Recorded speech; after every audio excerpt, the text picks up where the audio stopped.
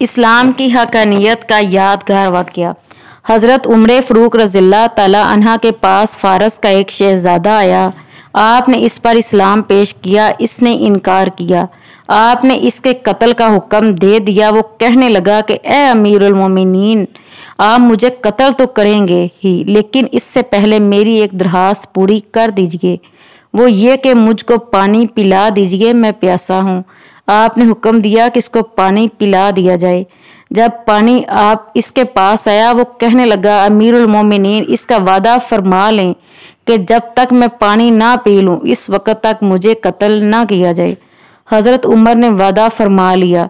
इसने वो पानी ज़मीन में गिरा दिया और कहा, लीजिए, आप मुझको कत्ल कीजिए, आप मुझे कत्ल नहीं कर सकते। हज़रत उमर रज़ियल्लाहु तआला अन्हु ने फरमाया कि मुझे इस शख्स ने धोखा दिया, फिर भी आपने हुक्म दिया कि इसको रिहा कर दिया जाए।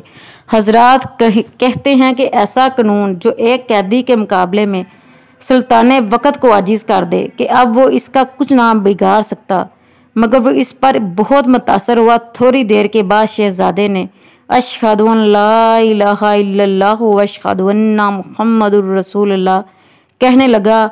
अमीरुल मोमिनीन, इस्लाम मेरे दिल में पहले ही आ चुका था, लेकिन इस वक्त अगर मैं इस्लाम लाता तो आप ये समझते कि तलवार के खौफ से इस्लाम लाया। इस वास्ते मैंने ये तदबीर की कि पहले आपको अपने कत्ल से आजिज़ कर दिया, फिर इस्लाम ज़ाहिर किया।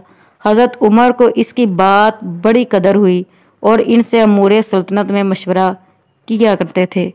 Please like and subscribe this channel. Thanks for watching. जज़ाकल्लाह।